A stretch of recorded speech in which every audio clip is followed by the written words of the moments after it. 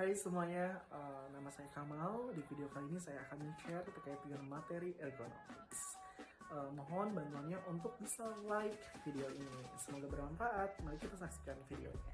Terkait dengan konsep ergonomics dengan saya sendiri, Muhammad Kamaludin. Mari kita mulai pembahasannya. Nah, pertama-tama kita akan mulai terlebih dahulu dengan apa sih itu ergonomics. Nah, ergonomics itu sendiri diartikan sebagai suatu keilmuan bagaimana membahas terkait dengan desain manusia untuk bagaimana manusia tersebut memiliki usaha yang berkaitan dengan penyesuaian terhadap lingkungan dan juga untuk kebutuhannya, dimana kebutuhan ini bertujuan untuk bisa meningkatkan produktivitas dan juga menurunkan ketidaknyamanan ketika bekerja ataupun beraktivitas. Nah, kalau kita sederhanakan, ini kita bisa membagi beberapa ergonomis menjadi tiga.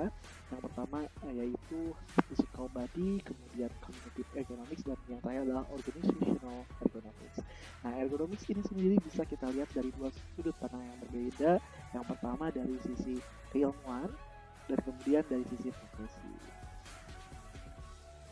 Oke, nah kita mulai bahas ya terkait dengan physical ergonomics. Nah, physical ergonomics adalah sesuatu terkait dengan desain ergonomik itu sendiri yang bagaimana menyesuaikan dengan bentuk anatomi tubuh, fisiologi ataupun antropometri dan juga biomekanik. Nah, tujuannya adalah untuk mencegah terjadinya risiko terkait dengan injury ya seperti itu terhadap muscle ataupun bones berkaitan dengan fisik. Nah, kemudian ergonomik sendiri untuk fisikal ini bisa berkaitan juga di lingkungan kerja, di mana seharusnya tuh ada sistem yang membangun kemampuan si pekerja ini bisa dioptimalkan terkait dengan desain-desain lingkungan kerjanya. Nah, kemudian di sini saya akan bahas juga kognitif ergonomics. Nah, kalau kita bisa lihat, bisa baca ya sekilas bahwa kognitif ini berhubungan dengan human brain ataupun dengan otak kita ya seperti itu. Nah, ini sendiri bisa menjelaskan bahwa cognitive ergonomics adalah desain di mana menjaga ataupun mencegah terjadinya risk injury of other things that can interface with brain function. Jadi lebih ke fungsi otak nih. Nah, kalau misalnya fungsi otaknya memang tidak terjaga, bisa jadi result yang dihasilkan juga tidak optimal. Nah, kemudian kenapa sih cognitive ergonomics ini itu sangat penting? Karena berkaitan dengan bagaimana kita membangun central nervous system, kemudian receiving process, command, sensory information, bahkan ke bagaimana penginderaan kita ya, bau, suara, touch, pain, and temperature throughout your body, itu as well as ini memang dipikirkan dalam cognitive ergonomics ini sendiri. Oke, nah kemudian ergonomics, cognitive ergonomics ini sendiri nih berkaitan banget nih sama stres, karena stres ini juga bisa memicu untuk otak tidak bekerja dengan baik ya, seperti misalnya dalam memutuskan keputusan, kemudian bagaimana mengontrol gerakan tubuh, balance ataupun coordination satu body, dan bahkan sampai ke bagaimana pola tidur. Ini semuanya nih ada banget nih di dalam human brain. Ketika terjadinya stres, maka fungsi brain function juga memang bisa tidak berjalan dengan normal. Nah, this brain function will be disrupted if you have the following types of disease. Nah, ini ada beberapa nih disease-nya juga, misalnya infection, injury, seizure, cerebrovascular, tumors, neurodegenerative, and autoimmune. Nah, itu juga akan memengaruhi cognitive ergonomics itu sendiri. Nah, di sini kita bisa baca juga nih,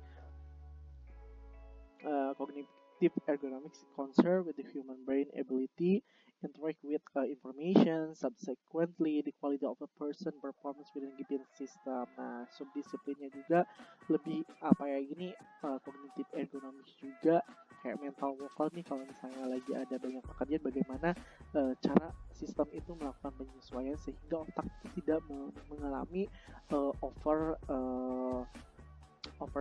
overstress gitu kan, ataupun menjadi terlalu banyak pikiran, banyak kertas juga yang akhirnya di dalam otak tersebut rencananya tidak berjalan dengan baik seperti itu. Nah, dilihat dari sisi cognitive ergonomics juga dari sisi produk dan desain. Nah, dari sisi produk sendiri adalah bagaimana desainnya itu bagaimana bisa menyesuaikan ya produk itu match dengan kapasitas otak daripada penggunanya, sehingga memang akan distimulus secara natural gitu kan, with cultural or evolutionary factors. Nah, from a design perspective, ergonomics are the key when it comes to designing product and system that provide a better user experience by taking into consideration the limitations and capabilities of their users. The goal is to design product and system that are simple, clear, and easy to use, contributing to superior overall user experience. Nah, itulah dia dilihat dari sisi from product and from design. Oke, lastly, kita ada juga nih organization ergonomics. Nah, ergonomics yang mengatur bagaimana kita memusatkan perhatian terkait dengan sosio-teknikal dan bagaimana membangun sistem, structures, kemudian policies based on design that are expected to be able to build effective and optimal work climate ya.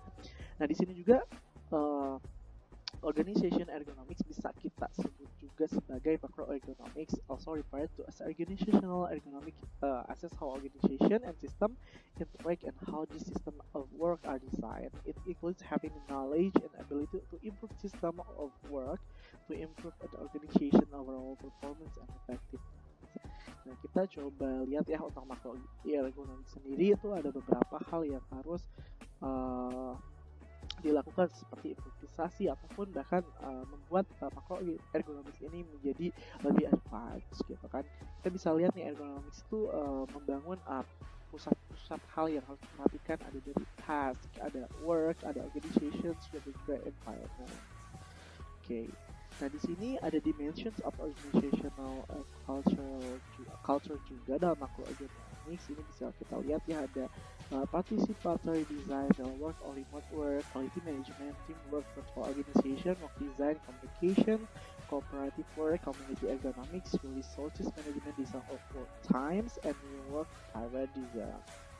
And then a concept and benefit, misalnya example di sini kita ada bagaimana caranya ya bisa menerapkan ergonomics ini adalah maintain a neutral posture, misal kita while duduk ya, itu bisa dilihat, avoid the excessive movement dan give room to stretch ya, itu perlu banget nih untuk bisa menjaga performance daripada ya ketiga ergonomics, concern ergonomics tadi.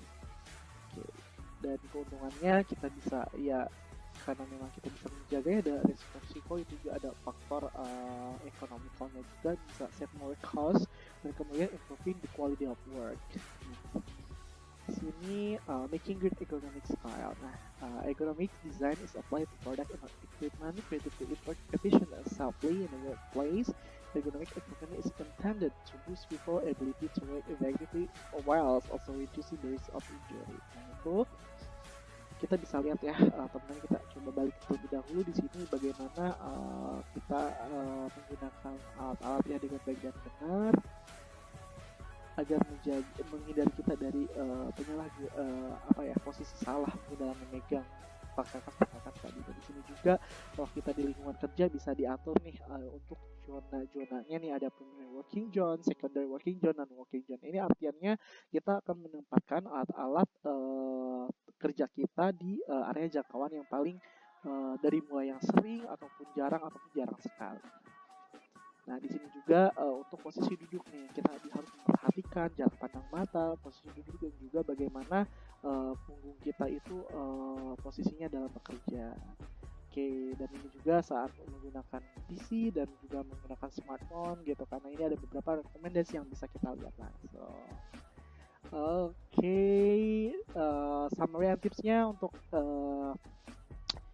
ergonomics ini sendiri, karena memang untuk meningkatkan efisiensi dan produktivitas, kita juga harus memikirkan terkait dengan bagaimana ya kita tuh di lingkungan kerja ini bisa menghindarkan diri ya dari faktor-faktor risiko yang ada.